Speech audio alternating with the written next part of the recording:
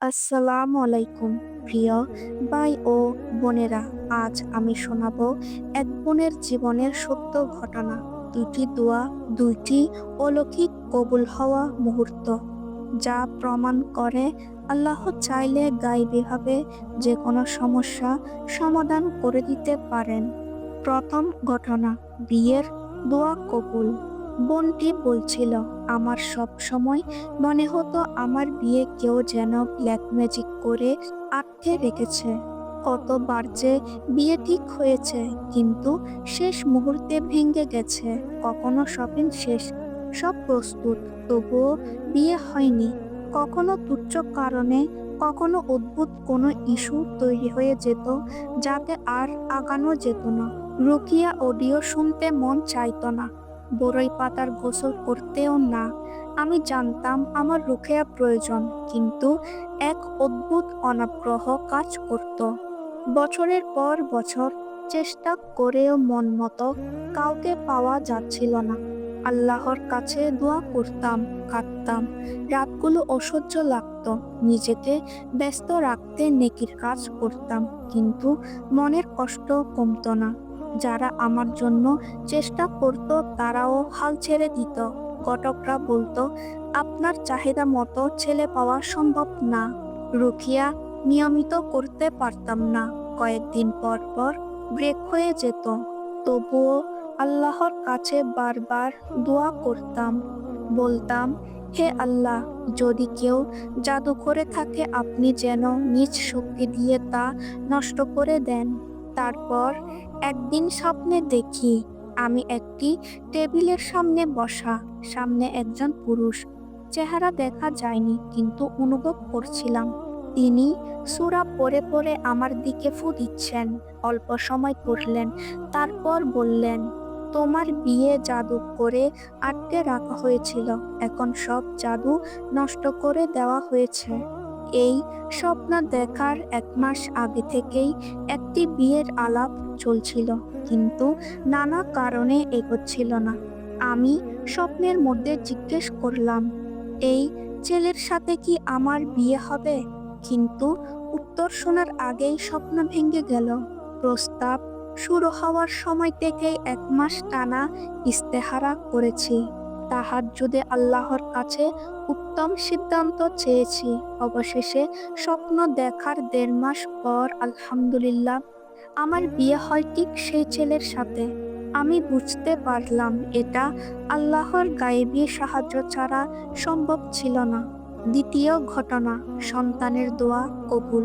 বিয়ের পর থেকেই আমি দোয়া করছিলাম, আল্লাহ যেন নেক সন্তান দান করেন।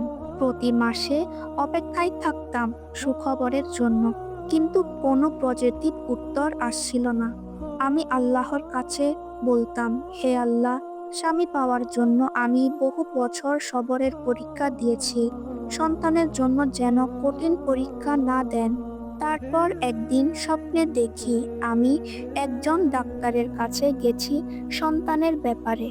ডাক্তাররা আমার পেটের ভেতর থেকে কিছু বের করলেন, যা আমার কনসিভ হওয়া আটকাচ্ছিল।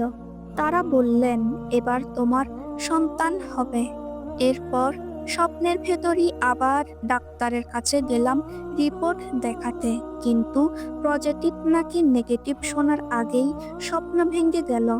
এবারও অপেক্ষা। অবশেষে 1 মাস পর আলহামদুলিল্লাহ আমি পজিটিভ খবর পেলাম। এই দুই ঘটনা আমাকে শিখিয়েছে, আল্লাহ চাইলে সরাসরি গায়েবীভাবে আমাদের সমস্যা সমাধান করে দেন।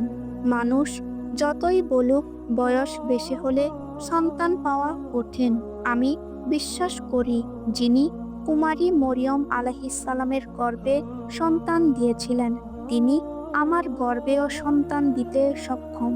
প্রিয় ভাই ও বোনেরা, জীবন কখনোই আমাদের ইচ্ছে মতো চলে না, কিন্তু আল্লাহর পরিকল্পনা সবসময় আমাদের জন্য সেরা।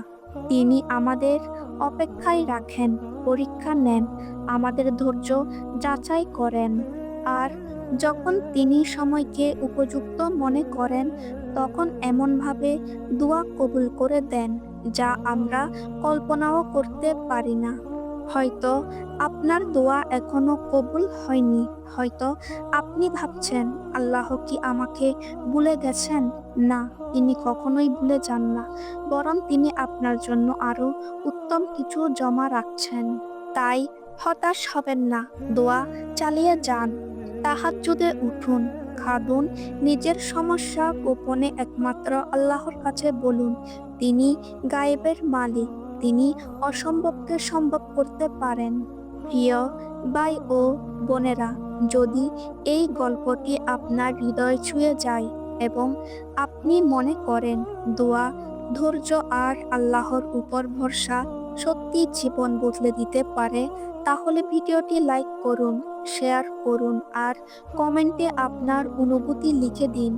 আমাদের এই চ্যানেলে আমরা আপনাদের সামনে তুলে ধরি সত্য ঘটনা, ইসলামিক মোটিভেশন, কোরআনের হাদিসের আলোকে জীবন বদলে দেওয়া উপদেশ ও অনুপ্রেরণামূলক গল্প। তাই এমন আরও গল্প ও ইসলামিক অনুপ্রেরণা পেতে আমাদের চ্যানেলটি এখনই সাবস্ক্রাইব করুন এবং নোটিফিকেশন বেল অন করে রাখুন।